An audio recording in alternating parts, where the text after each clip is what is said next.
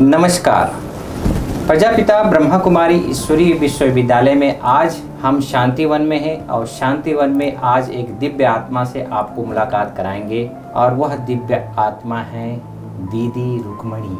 जी हाँ, दीदी रुक्मणी जो साकार बाबा की बेटी परदादी निर्मल शांता दादी अंग संग रहते उन्होंने अपना जीवन व्यतीत किया।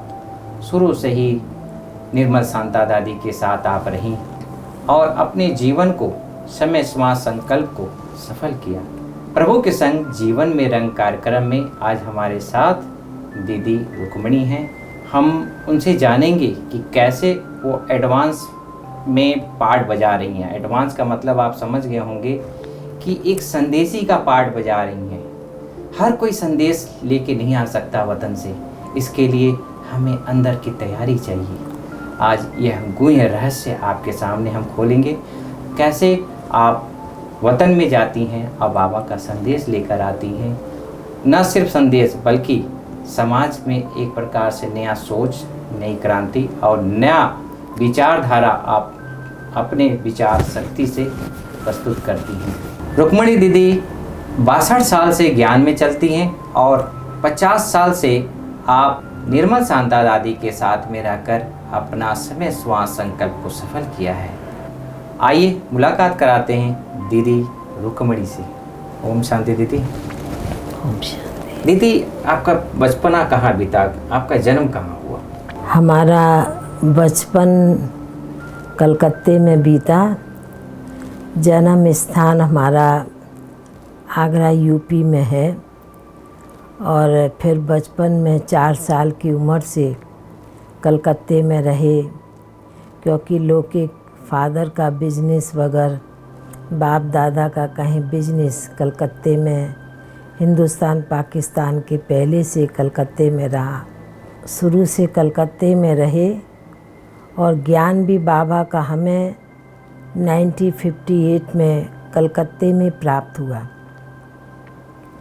और तब से ही बाबा के बन के चले हैं। एक तरह से कहें बाबा में तब से निश्चय रहा है और बचपन से ही छोटे थे, 5-6 साल के होंगे उस समय, तब से ही ज्ञान तो अच्छा लगता था, पर ज्ञान से जास्ती योग बहुत अच्छा लगता था।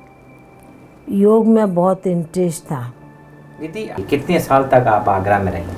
आगरा में तो 3-4 साल ही रहे, क्योंकि आधा परिवार कलकत्ते में रहता था और आधे यूपी तरफ रहता था। अच्छा। पर बिजनेस कलकत्ते में था। अच्छा, तो बिजनेस के कारण आपको पढ़ाई भी आपका कलकत्ता हुआ? कलकत्ते में हुई है। तो कलकत्ता में ही आपको ये ज्ञान प्राप्त हुआ। ज्ञान अंदर में भगवान के प्रति क्या आस्था थी आपको? ऐसा है कि हम तो छोटे थे, 5-6 साल के, माताजी के साथ एक जगह सत्संग चल रहा था, प्रवचन चल रहा था मंदिर में और माताजी के साथ गए थे।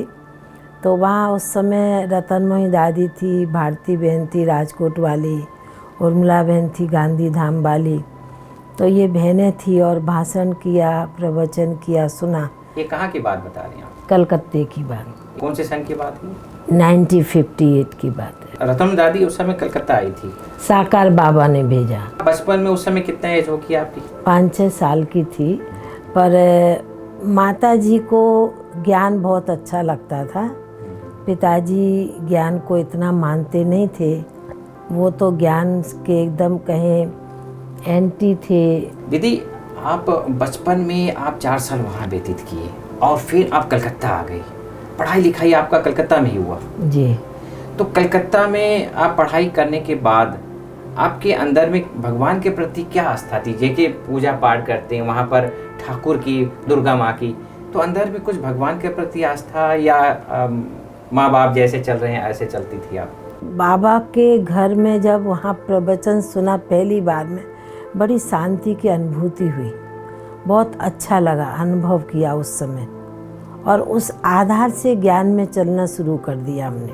तो उसके बाद फिर आपने क्या पढ़ाई लिखाई, फिर आपने क्या इच्छा रखा कि बस हमको यही लाइफ जी नहीं? नहीं, उसके बाद तो हमने 10th क्लास पढ़ाई किया, पर उसके बीच में तो काफ़ी बंधन, काफ़ी बातें, काफ़ी पेपर बड़े बड़े आए।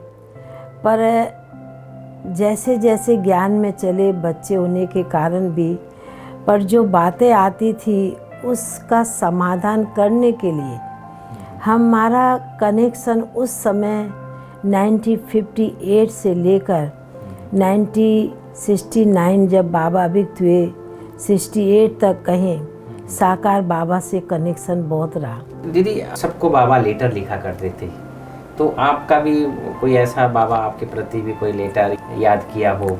बाबा ने तो बहुत ही पत्र लिखे हमें, क्योंकि जब बंधन होने के कारण हम साकार बाबा को हमेशा पत्र लिखते थे, तो उस समय भी साकार बाबा के कई पत्र हमारे पास में आए।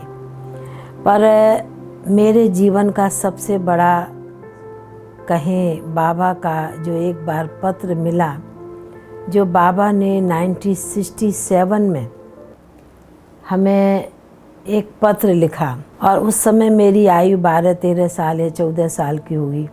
बाबा का पत्र इसलिए याद जाती है क्योंकि उस समय कलकत्ते में बहुत बड़ी प्रदर्शनी लगी थी, तो साकार बाबा ने पत्र लिखा कि बच्चे जो जासी पार्टी समझाएंगे बाबा उसको इनाम देगा। तो बच्चे थे तो इनाम के नाम से बहुत मन में खुशी होती थी कि जासी पार्टी समझाएंगे बाबा कुछ बहुत बड़ी इनाम देगा। तो उस समय बाबा ने इनाम के रूप में हमको पत्र लिखा कि ये बच्ची उड़ने वाली उड़न खटोली है। बाबा का वो पत्र, बाबा की वो बात संभाल के रख दी। पर उस समय भी ये ज्ञान नहीं था, ये समझ नहीं थी कि कोई ये भगवान का वरदान है या भगवान का कोई आशीर्वाद है। जब पहली बार 1977 में जब भोग लगाने के लिए हमारी दीदी और दादी निमित्त बनी, संती दादी और परदादी, तो मेरे को उन्होंने बिठाया और कहा कि आज तुम भोग लगाओ।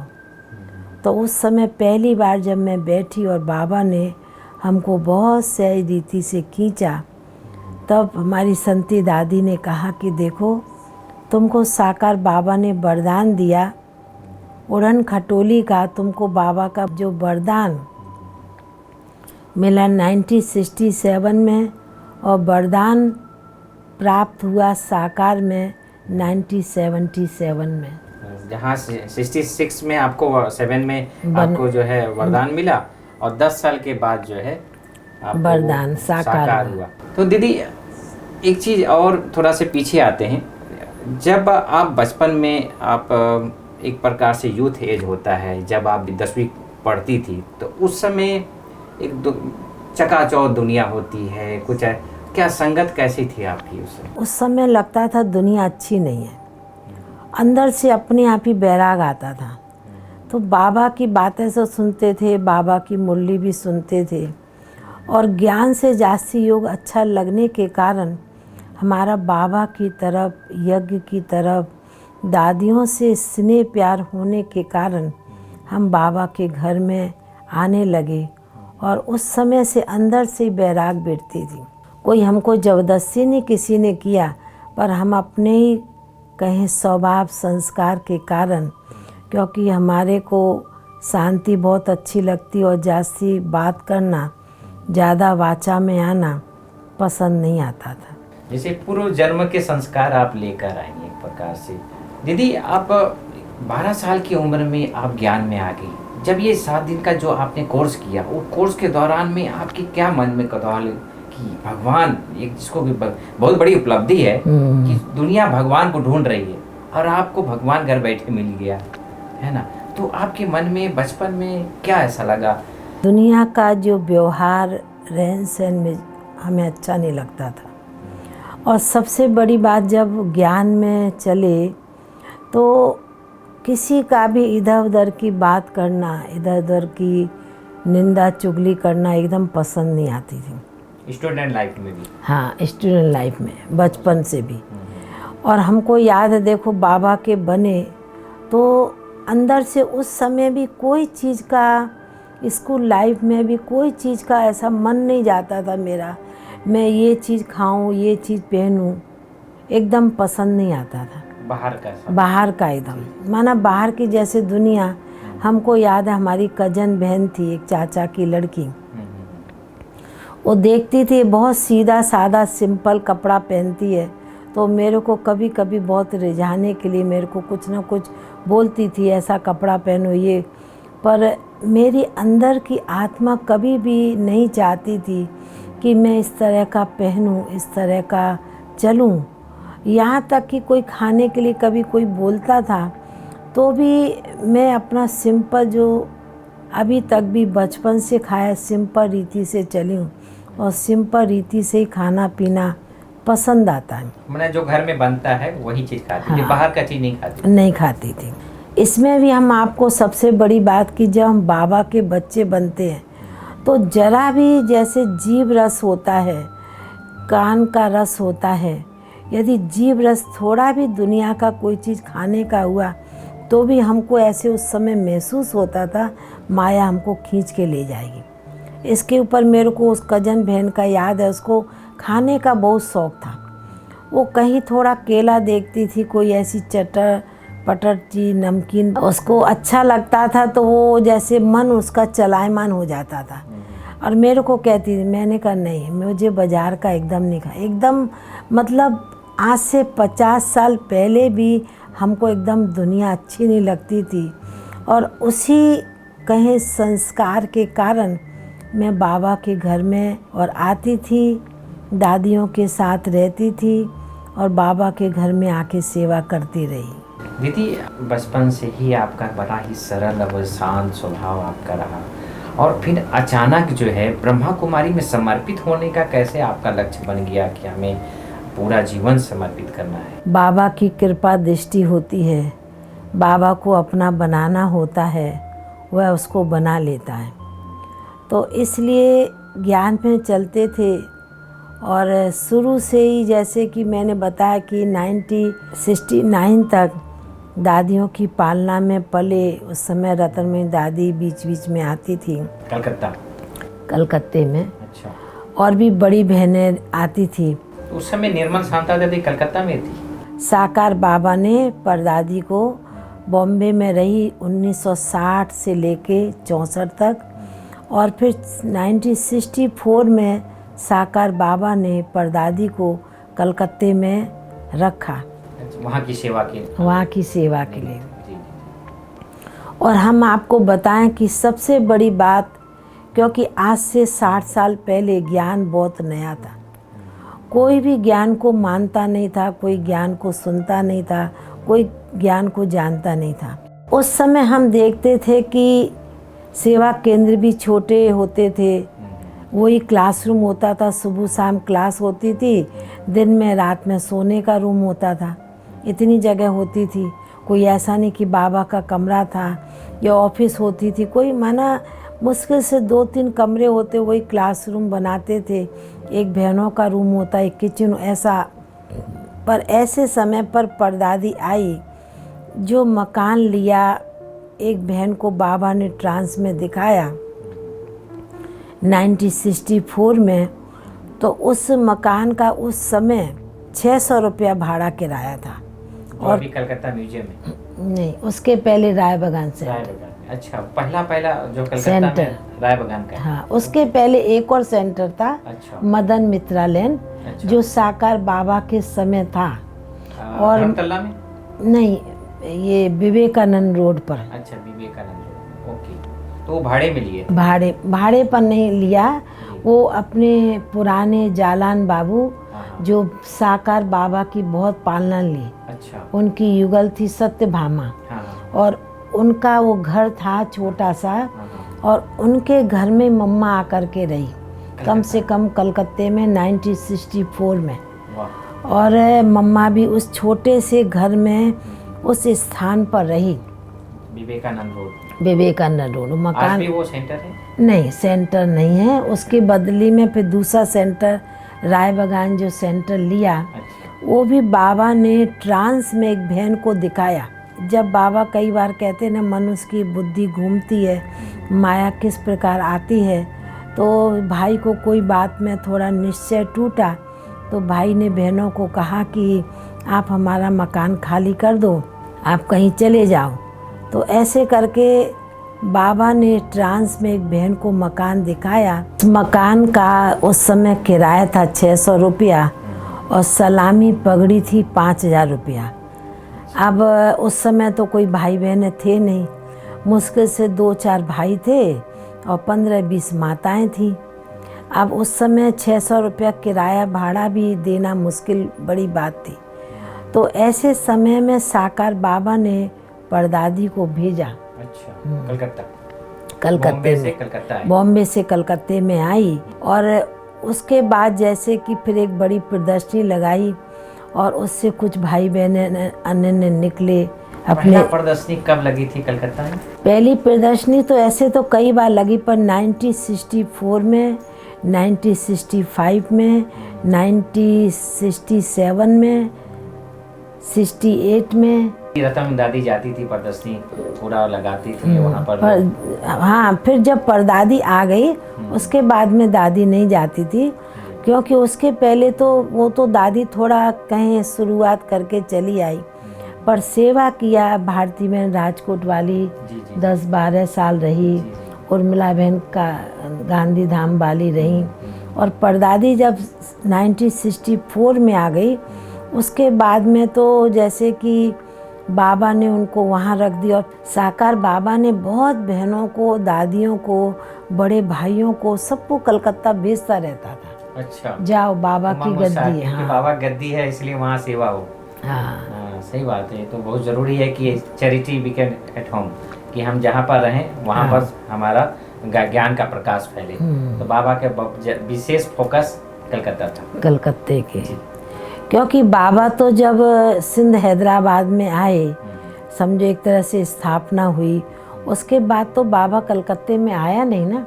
अच्छा। बाबा तो नहीं, मम्मा फिर भी 1964 में बाबा ने मम्मा को भेजा, जालान बाबू के घर में रही, पर बाबा नहीं आए, साकार बाबा ने। इसके ऊपर मैं एक बाबा की बात ही याद आती है तो मैं सुनाती हूँ कि एक बार थोड़ी फुलवाड़ी 20-25-30 भाई बहन है, तो परदादी ने साकार बाबा को पत्र लिखा कि बाबा आप आओ अपनी फुलवाड़ी को सींचने के लिए। तो बाबा ने बड़े प्यार से पत्र लिखा, मेरे को अच्छी तरह याद है कि बच्ची अभी बागवान कैसे आएगा, अभी तो इतना बड़ा बगीचा हुआ नहीं है, फूल खिले नहीं। हाँ, बगीचा बड़ा होगा तब बागवान आएगा अपने फूलों को देखने के लिए। तो साकार बाबा कलकत्ते में आए नहीं और इस प्रकार मतलब शुरुआत हुई। तो परदादी ने समझो कलकत्ता में सेवा शुरू की और उसके बाद में ईस्टर्न जोन की सेवाएं आस्ते आस्ते शुरू होती गई। एक चीज़ आपने बीच में अभी एक शब्द बोला कि बाबा ने संदेशी को भेजा और देख के आए राय बागान का ज़मीन के लिए। तो क्या एक तरफ बाबा मुरली में सुनाता है कि संदेश में जाना एक प्रकार से खेल पाल है, तो वो उस समय बहनें, अधिकांश बहनें संदेश में जाती थी। उसका क्या मतलब, रहस्य क्या? देखो, हम आपको बताएं, मैंने तो 50 साल 60 साल पहले भी ट्रांस का बहुत पाठ देखा है। मेरे को याद है कि जो क्लास में आने वाली माताएं भी बहुत ट्रांस में चली जाती थी और यहाँ तक कि बाबा की दृष्टि मिलती थी, दादियों की दृष्टि मिलती थी, उसमें ट्रांस में खिंच जाती और उस समय भी खेल पाल करती थी। तो उस समय क्या इतनी तमो प्रधानता नहीं थी और बाबा की बात जो बाबा कहता था मुरलियों में, जो दादियाँ कहती थी, लोग मानते थे। उस समय कहें बुद्धि की लाइन बहुत क्लियर थी। जैसे हम लोग यज्ञ का सुनते हैं कि बाबा बच्चों को दृष्टि देता था और ट्रांस में चली जाती थी और उनको उतारना पड़ता था। तो मैंने भी आज से 60 साल पहले, 55-56 साल पहले कई संदेशियों को देखा कि बाबा ट्रांस में खींचता था और उस समय भी आज से 60 साल पहले कई बहनों के ट्रांस के पाठ के कारण बहुत सेवाएं हुई है।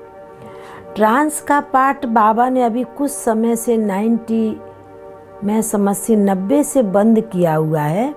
उसके पहले तो ट्रांस का पाठ बहुत चलता था, उससे सेवाएं होती थी, बहुत सेवाएं होती थी। और जिस मकान की मैं बात सुना रही हूँ, मैं सुनाती हूँ, एकदम बाबा की क्लियर बात है, राय बगान की, कि जब जिस भाई ने मना कर दिया कि आप अभी हमारा मकान खाली करो, तो जो बहनें थी उस समय, ये भारती बहन, उर्मिला बहन थी, हम तो छोटे थे, लौकिक माता जी ज्ञान में चलती थी, लौकिक चाची ऐसे सत्यवती बहन जो 3 सुखिया में है, वो भी ज्ञान में चलती थी। तो अभी मकान बहुत ढूंढा, और बंगाल में तो जैसे कि कम्युनिस्ट थे तो इतना भगवान को मानते नहीं थे, तो इसलिए धर्म और भगवान को मानना उनके लिए बहुत बड़ी बात लगती थी, तो कोई मकान देता नहीं था। पर बाबा ने जो संदेशी बहन थी, माना उर्मिला बहन कच्छ भुज की, उनकी माता जी रानी माता, वो ट्रांस में जाती थी, हम तो छोटे ही थे, तो उनको हमने देखा, बाबा ने उनको ट्रांस में वो मकान दिखाया, अच्छा, स्थान दिखाया, ऐसे ट्राम लाइन से जाओ, ऐसे गली है, ऐसे मकान है, बाहर का कलर ऐसा ऐसा, बाबा ने रानी माता को दिखाया, और उस हिसाब से ढूंढ ढूंढ के उस मकान पर पहुँचे। अच्छा, फिर वो मकान लेने के लिए मकान मालिक भी बंगाली था, उससे पहले तो ना बोल दिया। तो अभी बहनों ने सोचा यदि मकान नहीं मिलता है, ये 1964 की बात है, तो उस समय बहनों ने सोचा मकान नहीं मिलेगा तो हम तो चले जाएंगे वापस, सवेरे वाली गाड़ी से चले जाएंगे। बहनों ने सामान सब समेट लिया। अब जो माताएं बंधन वाली थी वो तो बहुत रोती थी, मेरे को याद, हम तो छोटे देखते रहते माता जी बगैर को, तो अभी सोचा बहनें तो चली जाएंगी। उसी दिन हमको याद है बाबा की, देखो भगवान की करामात है, जो मकान मालिक ने मना कर दिया, वो मकान मालिक रात को अपने नौकर के साथ 10 साढ़े 10 बजे उसने मकान की चाबी भेजी, रात को भेजी। एक दिन पहले सवेरे ना बोल दिया, दूसरे दिन रात को उसने 10 साढ़े 10 मकान की चाबी भेजी और कहा आप ये चाबी लो, और आप कुछ आश्रम खोलना चाहते हो तो आप ये लो। और तब से आज दिन तक वहाँ राय बगान, हाँ, अभी भी सेंटर है। जो माताएं थी, बहनें थी, उनका खुशी का खजाना नहीं था, तो उस दिन बहनों ने सुबह 4 बजे से सामान इकट्ठा किया, और जो नया स्थान था, 5 कमरे थे, अच्छे बड़े बड़े मकान, अभी भी वो स्थान है, तो वहाँ जाके सुबह शिफ्ट किया, घर को सफाई किया। और दूसरे दिन गुरुवार था, तो गुरुवार को बाबा को दिन के 12 बजे भोग लगाया, गुरुवार को ही। तो ये भी बहुत बड़ी बात है ना, कहाँ ना कर दी, कहाँ चाबी मिल गई, और फिर एकदम बहनों ने, सब माताओं भाई बहनों ने आकर सफाई किया, दिन में 12 बजे बाबा को भोग लगाया। ऐसे भी कोई चीज़ गृह प्रवेश करते हैं तो शुद्धिकरण पूजा पाठ करते हैं, और मेरे को तो दिन वो दृश्य अभी भी भूलता नहीं। उस समय माता इतना प्रेम से गीत गाती थी कि बाबा हमारे जादूगर हैं, कैसा आपने खेल रचाया, कैसी कड़ी परीक्षा ली, बच्चों को पास कर दिया। दीदी आपकी बात ये सुन के एक चीज़ आपने कहा था कि मुझे बहुत बंधन था, तो क्या ऐसा बंधन था जो आप छूट नहीं पा रही थी और आप फिर छूट गई? आज से 50-60 साल पहले माताओं को विशेष बंधन होते थे पवित्रता के ऊपर। तो लौकिक माता जी उस समय ज्ञान में चली, तो मैं सब 25-30 साल उम्र हो गई, तो उस समय माताओं पर पवित्रता के बंधन के कारण, जो माँ को बंधन होगा तो नेचुरल है बेटी को बंधन होगा। हम तो जैसे कि माता जी का पल्ला पकड़ के ही चलते थे, और मैं तो फिर जैसे जैसे बड़ी होती गई तो लौकिक बाप को मालूम पड़ता था कि क्योंकि ये ज़रूर इसकी माँ इसको लेके जाती है, माँ के साथ जाती है, क्योंकि हम बाहर का नहीं खाते थे, ज़्यादा तड़क भड़क कपड़ा नहीं। सिंपल आपका लाइफ था, वो देख के उनको खराब लगता था। हाँ, पापा को कि वो समझते थे कि ज़रूर ये जाती है, इसको माँ का संग लगा, तो उसके कारण वो थोड़ा रोक टोक करते थे। यहाँ तक कि हम आपको बताएं कि पवित्रता के कारण माता जी ने तो कई बार मार भी खाई, हमने भी 1-2 बार थप्पड़ खाया कि नहीं जाना है। मतलब पिताजी ने? लौकिक पिताजी ने। अच्छा, वो सेंटर जाने के लिए रोकते थे? सेंटर जाने के लिए रोकते थे। तो अचानक कैसे छुट्टी मिल गया आप फिर? 17-18 साल कहें बंधन में रहे कि 6 मास तक तो लौकिक बाप ने घर खर्च के लिए पैसा नहीं देते थे माता जी को। अच्छा। बोलो जैसे तुमको चलाना घर चलाओ, मैं तो नहीं खाऊंगा, तुमको बच्चों को जैसे खिलाना जैसे चलाना।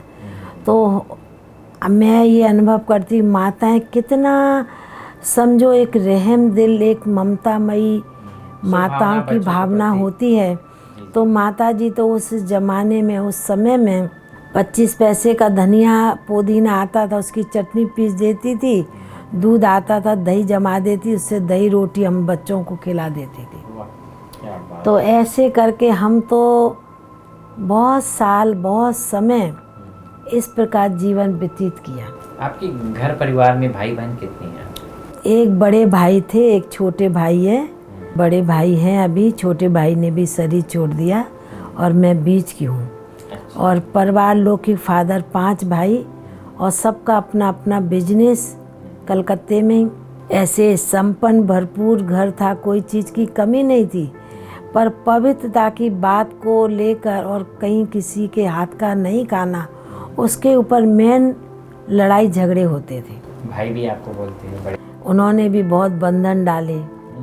छोटा तो नहीं बोलता था, बाकी बड़ा तो बोलता था नहीं जाने के लिए, क्योंकि एक ही बहन थी ना। और फादर के भी जो 5 भाई थे, 4 भाइयों को एक एक बेटियां थी। अच्छा। तो परिवार में भी बहुत लाड़ प्यार था, मेरे से सभी का बड़ा स्नेह था। माँ भी लौकिक में अपनी बड़ी थी, इधर 2nd नंबर थी। तो नानी के घर में भी सबसे बड़ी लड़की की बेटी होने के कारण भी ननिहाल में भी बहुत लाड़ प्यार था और बहुत सम्मान देते थे। तो उस प्रकार चले। तो ऐसे माहौल से अपने को निकालना ये बहुत बड़ी बात थी। परदादी जिसको कहते हैं, उनके साथ में आपने 50 साल कैसे, वो फिर छुटकारा कैसे मिला आपको? जब परदादी 1964 में आई और बचपन से ही हमें बाबा के घर में सेवा करने की बड़ी भावना होती थी। और ये अंदर में शुरू से था कि मैं बाबा के घर में सेवा करूंगी तो मेरा बड़ा ऊंचा भाग्य बनेगा, ये अंदर से भावना थी। तो इसलिए मैं सेंटर में आती थी, स्कूल से आती थी।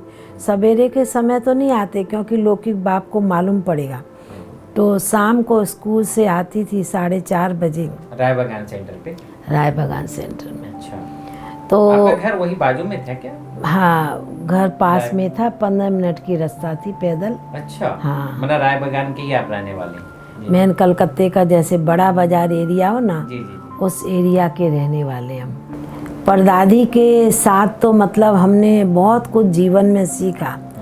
और हमने तो ये देखा अपने जीवन लाइफ में कि मैंने तो सभी दादियों की बहुत पालना ली है। और हमारे ईस्टर्न जोन में उस समय 5 दादियाँ थी। 2 कलकत्ते में थी बंगाल में, 2 बिहार में थी, 1 उड़ीसा में थी। तो कलकत्ते में परदादी और संती दादी थी। संती दादी वह थी जो बाबा के राइट हैंड विश्वेश्वर भाऊ, उनकी युगल संती दादी थी। वो भी संदेशी थी? वो भी संदेशी थी। उनका भी बड़ा ज़बरदस्त पाठ था, तो उनको ही मैं सुनाया करती थी। 2 बिहार में कुंज दादी और किसनी दादी, जो प्रकाश मणि दादी की सबसे बड़ी बहन थी सती, उनकी बेटी कुंज दादी और किसनी दादी बड़ी दादी से वो बड़ी थी। और संदेशी दादी उड़ीसा जोन की इंचार्ज थी। तो ऐसे करके ईस्टर्न जोन में 5 दादियाँ थीं। पर उसके अलावा भी साकार बाबा ने कितनी ना बहनों को, दादियों को कलकत्ते में भेजा। और हमने सबसे सीखने का मेरा गुण था, जो जिसकी विशेषता थी, जो दादियाँ सिखाती थी, वो हमने जीवन में सीखा। और यहाँ तक मैं तो कहूँगी मेरा जीवन तो ऐसा है कि भगवान ने कहे, दादियों ने कहे, परदादी ने विशेष हमें तो पाँव की एड़ी से लेकर सिर की चोटी तक हमें अपने जीवन में बहुत कुछ सिखाया है। उसके ऊपर मैं अभी दादी की बात है उसमें सुना देती हूँ कि किस प्रकार दादियाँ हमें सिखाती थी। मेरे को याद है जब हम आना जाना करते थे और इस प्रकार लौकिक बाप ने जब देखा ये दुनिया में जाना नहीं चाहती है, तो लौकिक बाप ने एक बार बुला के पूछा आखिर तुमको दुनिया में जाना है या इधर जाना है। तो हमने कहा मुझे तो भगवान की बनना है, मुझे दुनिया में नहीं जाना है। सीधे बोल दिया आपने? सीधे बोल दिया। अच्छा, मना हिम्मत इतनी कैसे आ गई? आज से 50 साल पहले ये बहुत अनुभव होता था बाबा का, और ऐसे अनुभव होता था कि बाबा मेरे साथ है। मैं घर में भी रहती थी, हम माँ बेटी घर में रहते, उस समय भी ऐसे कई बार अनुभव करते थे बाबा उंगली से उठाता है। कोई बात की गाइडेंस मिलती थी तो बाबा देता था। ऐसे हमने बहुत बार अनुभव किया और सचमुच में हमने अनुभव किया जब बाप को मैंने सीधा बोल दिया तो उन्होंने बोला ठीक है, पर एक बात का ध्यान रखना, यदि तुम उस दुनिया में जाएगी, भगवान की बनेगी, यदि कोई बात कोई कारण हो गया तो तुम कहोगी मैं कुछ समय के बाद वापस आऊं या शादी करूं, तो हम तुम्हारी नहीं करेंगे। तो मैंने मन में दृढ़ निश्चय किया कुछ भी हो जाए मुझे बाबा की बनना है, बाबा के घर में रहना है, बाबा के बन के रहना है। मुझे दुनिया में जाना नहीं है, ना लौट के वापस दुनिया में आना है। जो कि साकार बाबा ने आपको वरदान भी दे दिया था, वरदान, ये उड़ेगी और उड़ाएगी, उससे हिम्मत आपको और आगे बढ़ेगी। तो वहाँ से छुटकारा आपको मिलने के बाद फिर आप दादी के साथ 50 साल आप व्यतीत किए। कुछ दादियों के ऐसे जो विशेष अनुभव वाले जो आपको बहुत प्रेरणा मिली हो? कि एक बार की बात है, कलकत्ते की बात है, ऐसे हमारे को बचपन से लौकिक घर से भी ऐसे संस्कार थे कि हर एक की कंघी अलग होती थी, स्नान का तौलिया अलग होता था, खाने के बर्तन अलग होते थे, क्योंकि लौकिक बाप और माता जी में भी बड़ी सफाई स्वच्छता थी। माता जी उस समय उस ज़माने में रामायण महाभारत हनुमान चालीसा की बहुत भक्ति का पूजा करती थी। तब बाबा मिला, ज्ञान मिला। जब बाबा के घर में सेंटर पर आए हम, तो सेंटर पर एक बार की बात है कि एक बहन ने किसी की कंघी उठाकर सिर चोटी किया। अब किसी की चीज़ हम उठा के, कंघी उठा के एक स्थान से दूसरे स्थान पर रखेंगे तो जिसकी होगी उसको मालूम पड़ेगा, वो ढूंढेगा मेरी चीज़ कहाँ गई। तो मालूम पड़ा कि इस बहन की कंघी उठा के चोटी की है। तो परदादी ने उस समय शिक्षा दी, बहुत अच्छी बात सुनाई कि देखो, एक तो तुमने बिगर पूछे कंघी उठाई और दूसरा तुमने जो उस समय उसने चोटी की होगी और जिस समय के उसके जो संकल्प होंगे, ख्याल होंगे, और तुमने उसकी कंघी किया, चोटी किया, कंघी को सिर में डाला, तो उसके जो संस्कार होंगे, उसके जो विचार होंगे, वो तुम्हारे अंदर इमर्ज हो जाएंगे। तो हमको ये बात बहुत अच्छी लगी कि बिगर पूछे, बिगर कहे कभी भी किसी की बात को नहीं लेनी चाहिए, ना किसी की चीज़ को उठाना चाहिए। तो इसलिए दादी इस प्रकार सुनाती थी, हमें शिक्षा देती थी। क्योंकि मुझे भी याद है कि मैं छोटा था, मैं दादी से मिलने जाता था। माता जी जो हैं चना बादाम घर से लेके आती थी और जब दादी के पास बड़ी उनकी वाणी बड़ी मिठास थी। उनके संग में 50 साल आप रहे, तो कभी किसी को ऐसे डांटते हुए या किसी को ऐसा बोलते हुए कभी सुना नहीं?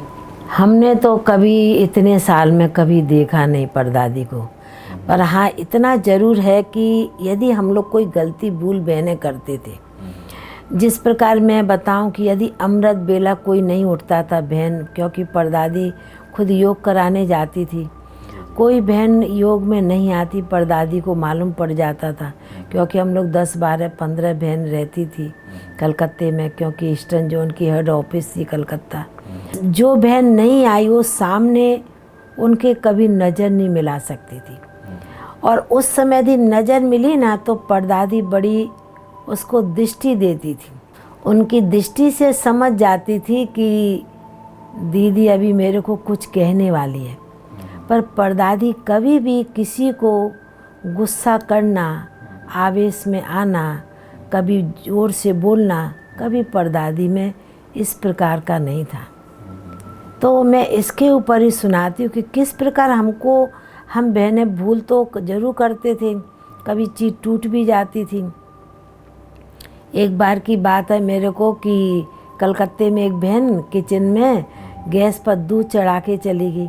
अब परदादी का कमरा अंदर, बीच में किचन, उसके बाद ऑफिस होती, आपने भी देखा है। जी जी, बाजू में ही तो था। हाँ, तो बहन किचन में गैस पर दूध चढ़ा के चली गई और थोड़ी देर के बाद में दूध बहने लगा।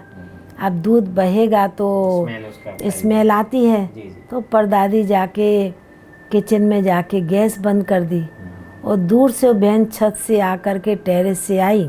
उसने देखा परदादी किचन में गई है, तो उसने प्यार से कहा, दीदी सॉरी मुझसे भूल हो गई। सुना? तो परदादी ने उसको गुस्सा नहीं करके उसको कहा कि तुमको साड़ी और चाहिए क्या? तो उसने बोला साड़ी नहीं दीदी, सॉरी भूल हो गई। तो परदादी ने उस समय कहा कि अच्छा कोई बात नहीं, सत्युग में चलना है ना, तो तुमने सत्युग की रिहर्सल यहाँ कर दी, घी दूध की नदियाँ बहा दी। क्योंकि घी दूध की नदियाँ सत्युग में बहेगी, तो उसने तुमने रिहर्सल कर दी, इसलिए कोई फिक्र की, कोई चिंता की बात नहीं। तो इस प्रकार परदादी कोई भी बात होती थी उसको अच्छी तरह पॉजिटिव करके हमको प्यार से समझाती थी, पर कभी गुस्सा, कहीं आँख दिखाना, वो हमने कभी इतने सालों में देखा। ये चीज़ आपने जो शब्द कहे कि घी दूध की, माना आज कोई व्यक्ति घर में कुछ भी नुकसान कर देता है तो माँ बाप उसको डांटते हैं, ये करते हैं, लेकिन दादी ने एक ऐसा रूप दिखाया कि उनको प्रेरणा भी मिल गई, सावधानी मिल गई, शिक्षा भी मिल गई कि भाई अब ये दोबारा नहीं करना है। अंदर से तो मन लगता है कि मैंने गलती की है, दिल खाता है ना। और दूसरे दादी ने हमको बोला भी नहीं, डांटा भी नहीं, और तीसरा महिमा भी कर दिया कि तुमने ये कर दिया है। तो हमें ऐसा लगता है कि उनके जीवन में कभी भी किसी प्रकार का कोई दुख दुविधा था ही नहीं। मैं एक बार दादी से मिला था, दादी ने कहा शिव बाबा को याद करती हूँ, भूलना नहीं। तो उनके रोम रोम में जो बाबा समाया था, शायद वही है कि वो हर समय जीवन मुक्त अवस्था में थी। हाँ। उनके जीवन में हर पल ऐसा लगता था कि बाबा मेरे साथ है, वो सुनते हैं। हम लोग को उसमें अच्छा लगता है। हाँ। दीदी, अब उसके बाद जो है आप इतना पालना लेने के बाद 50 साल तक ये ध्यान का जो पाठ चला, ये अचानक जैसे आपको साकार में बाबा ने वरदान दे दिया, 10 साल के बाद वो मनमोहिनी दीदी और कई दादियों ने आपको वो पाठ बजाने के लिए, और तो ये ध्यान का जो आपका पाठ है, आज भी कोई इंसान जो ज्ञान में चलता है, वो बाबा का बच्चा ज्ञान में चलता है और वो ध्यान में जाता है, तो हम लोग ज्ञान के हिसाब से तो पता है कि हम लाइट के कार में अपने आप को बनाएं और सूक्ष्म मतन और ये सब दिखाई देता है, लेकिन अपने शरीर को वहाँ स्थित कर देना वो कैसे हो सकता है? आज विज्ञान भी इसके आगे फेल है। मैं तो अनुभव करती है, तो बाबा की कमाल है, भगवान का कार्य है, क्योंकि हम लोग को भी मालूम नहीं। अब जब बाबा ने बचपन में ये वरदान दिया, और वरदान का भी मालूम नहीं, पर अभी समय के अनुसार जो पाठ बजाते हैं, प्ले करते हैं, पर ये भी हम कहें वरदान के अनुसार ही, ना इसके लिए हमने कभी कोई प्रैक्टिस की है, ना अभ्यास किया, पर बाबा के वरदान ने ही हमें इस ट्रांस के पाठ के कारण बहुत आगे बढ़ाया। मेरे को तो कभी कभी ये भी ख्याल में नहीं आता, याद नहीं आता कि 2 गीत बजा कि 3 गीत बजा। जब नीचे उतरती हूँ तो गीत सुनाई देता है, तो मालूम पड़ता दूसरा गीत बज रहा, तीसरा गीत बज रहा है। तो इसलिए ये भी एक बड़ी सूक्ष्म फिलॉसफी है। इसलिए जब जाते हैं तब भी बाबा हमें बादलों के बीच में सूक्ष्म रूप में बाबा दिखाई देता है। ब्रह्मा बाबा का आकारी रूप, सूक्ष्म रूप, उसमें शिव बाबा की लाइट आती है। बाबा आते हैं, परम धाम छोड़ के आते हैं। परम धाम छोड़ के आते हैं बाबा। तो जैसे बाप दादा दोनों इकट्ठे हो जाते हैं, तो बाबा को उस समय कोई सीन दिखानी होती है, जो दृश्य दिखाता है बाबा वो समय के अनुसार दिखाता है। ओके, जैसा परिस्थिति होती हाँ, है उस प्रकार बाबा दिखाता है। बाकी हम कोई सोचते नहीं हैं, बल्कि इतने ही सोचते आज बाबा क्या दिखाने वाले हैं। और बाबा जो दृश्य दिखाता है उसको हमको बड़ा सूक्ष्म रीति से कैच करना होता है। और इसको मैं बताऊं कि ध्यान कहें, ट्रांस कहें, वरदान तो है ही, पर जब जाते हैं तब कुछ याद नहीं होता है, कुछ याद नहीं आता है। क्योंकि ये भी एक प्रकार, जैसे हम नींद में वो सोते हैं तो वो नींद में तो हमारा शरीर भी सो गया है और आत्मा भी शांत हो जाती है। तो जब नींद खुलती है तो भूल भी जाते हैं, पर ये तो हम जागते और बैठे हुए ट्रांस में जाते हैं, तो ये तो हमें उस समय की बात इसलिए याद रह जाती है, जो बाबा जिस समय के अनुसार जो कुछ दिखाता है वो एकदम से याद होता है। पर पहले आज से 30-40 साल पहले जब जाते थे तो कभी कभी भूल भी जाता, आधा सुनाते थे, आधा भूल भी जाता। पर अभी तो बहुत समय का अभ्यास हो गया है, तो अभी तो नहीं भूलता है। कोई बाबा का बच्चा शरीर छोड़ता है, आप संदेशी बाबा को संदेश दीजिए, तो उस आत्मा से कभी आपका मुलाकात भी नहीं होता है और आप उनका संदेश लेके आते हैं, ये कैसे हो सकता है? दिव्य दृष्टि का वरदान है। हम सिर्फ थोड़ा फोटो देखते, उसके बाद में उसकी बात, जो बात होती है ना, वो प्रैक्टिकल बाबा दिखा के बता के हम उसको सुना देते हैं। वतन में या जो दिखाता है, जो बाबा दिखाता है, हमें तो मालूम नहीं ना। अब उसका नेचर क्या है, उसका स्वभाव क्या है, उसकी गुण विशेषता क्या है, पर बाबा उस आत्मा को भी वतन में बुलाता है, इमर्ज करते हैं बाबा। अच्छा। उसका रूप सामने आता है, ओके, आकारी रूप आता है।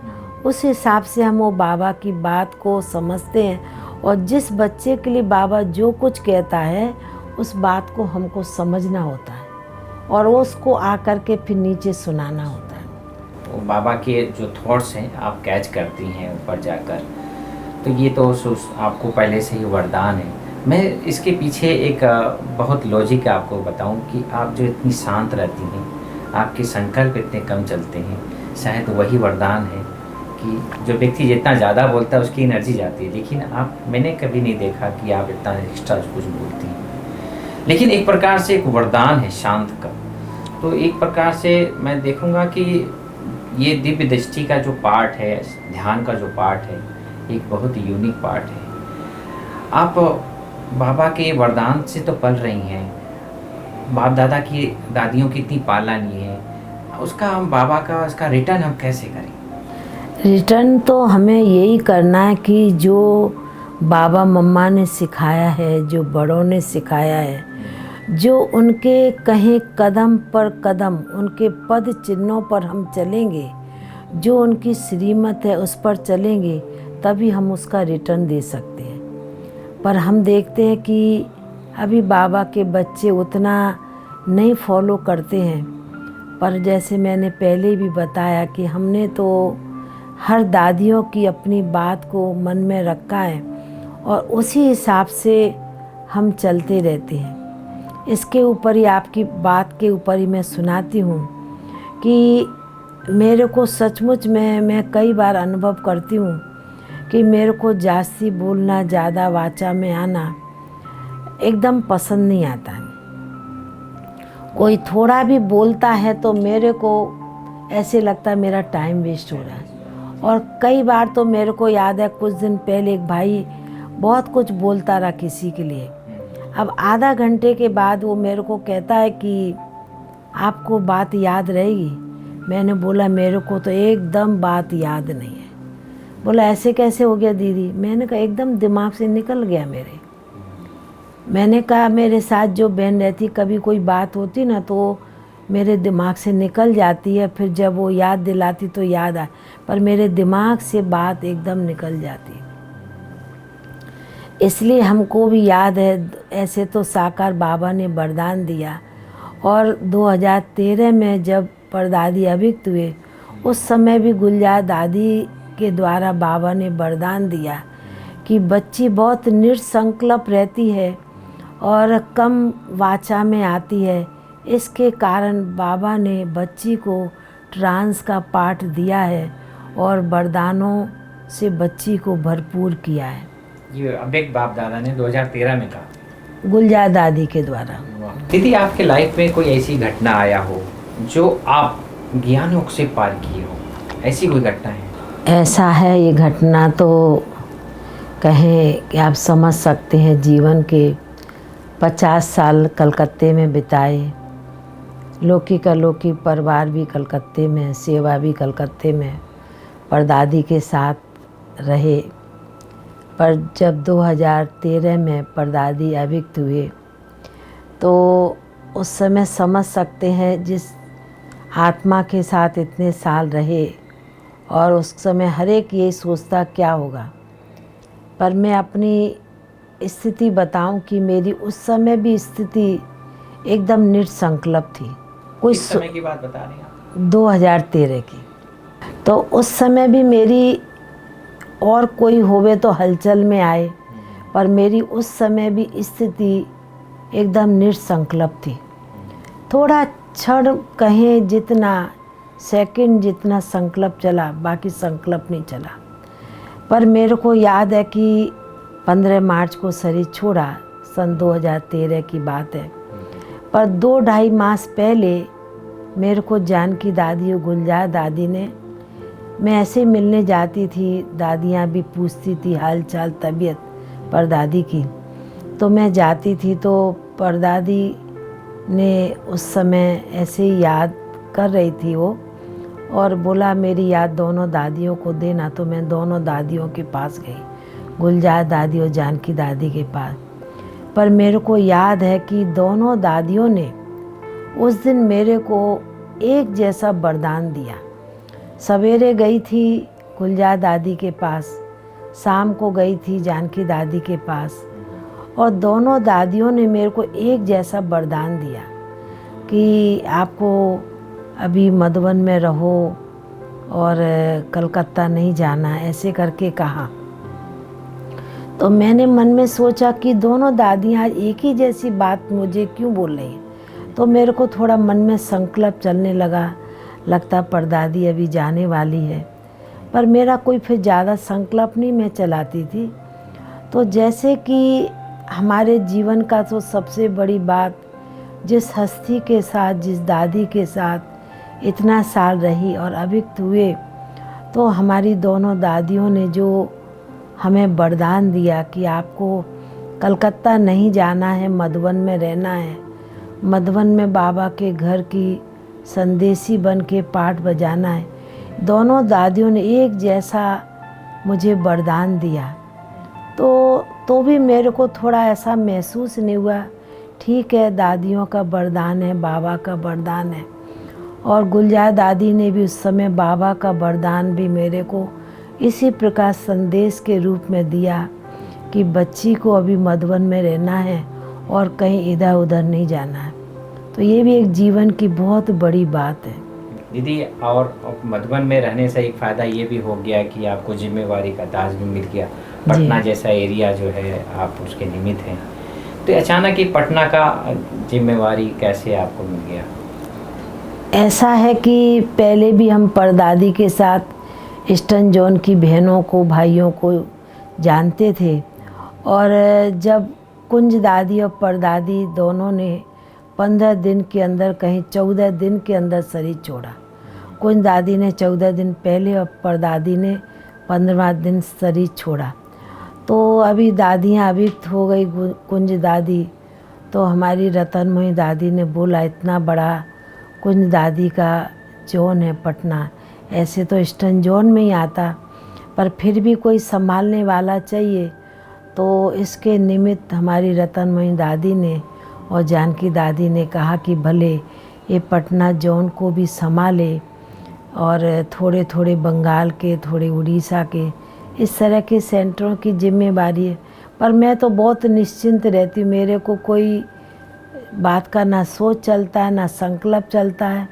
बस यही सोचती रहती हूँ, बाबा बैठा है, कराने वाला बाबा है, बाबा को जो कुछ कराना होगा बाबा कराता रहेगा।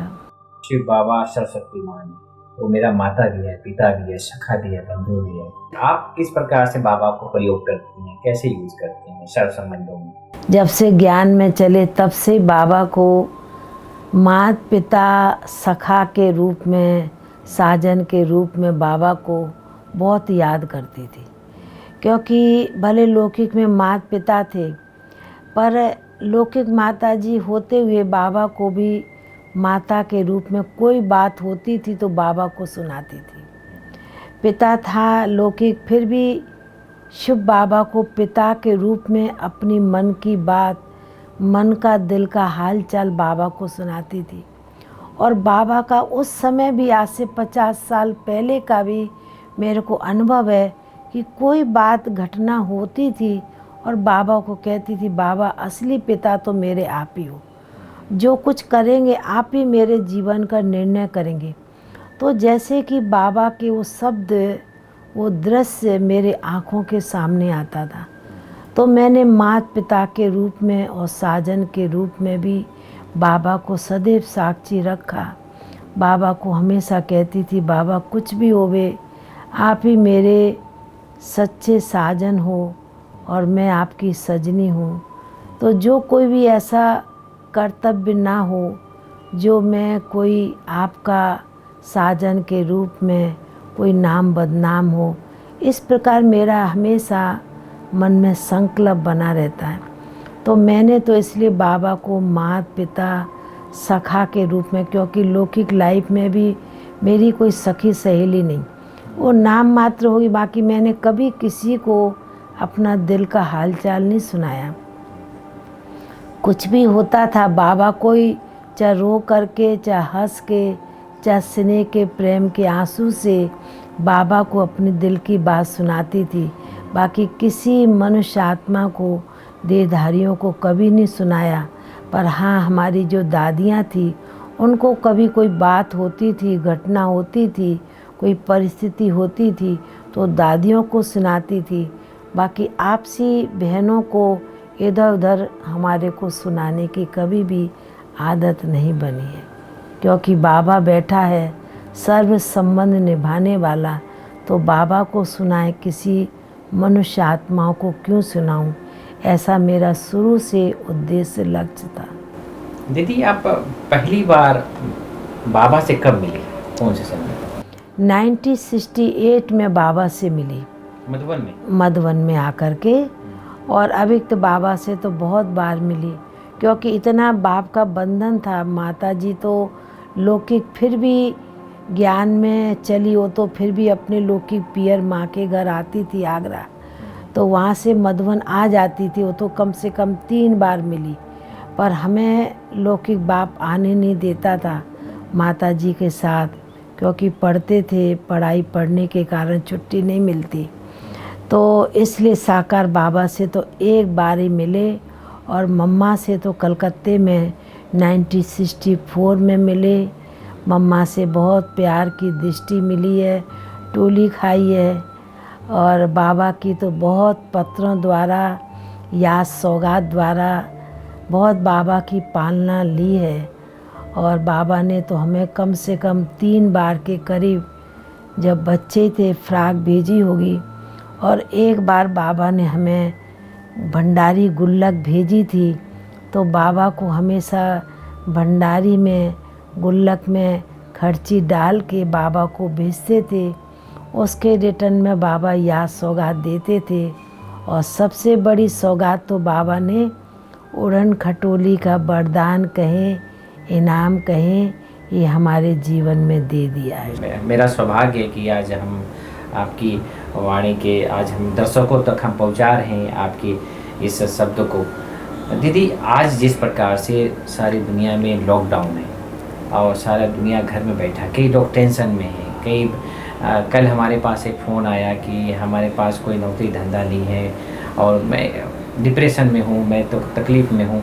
आखिर में ऐसे समय पर आर्थिक रूप से भी परेशान व्यक्ति, सामाजिक रूप से भी परेशान, बाहर नहीं जा सकते हैं, मानसिक रूप से कि मैं क्या करूं, भगवान को याद भी नहीं कर पा रहा है, तो ऐसे आत्माओं के लिए आप क्या संदेश देना चाहेंगी? ऐसा है कि देखो, दुनिया की परिस्थिति, दुनिया की बातें तो हर इंसान के ऊपर आती है, इंसान के पास आती है, पर आप ये सोच के चलो कि हर समय एक जैसा नहीं होता है और हर एक इंसान कुछ परिस्थिति को पार करके ही बड़ा होता है।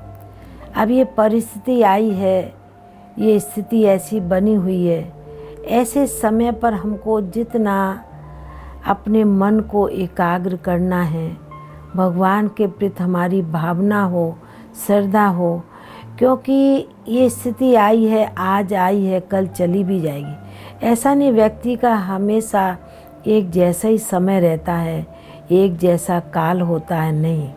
इसलिए ये भी हमको तो ऐसा अनुभव होता है कि ये परिस्थिति आई हमको कुछ सिखाने के लिए, क्योंकि कई बातों में हम मनुष्य आत्मा में बहुत अलबेले हो जाते हैं।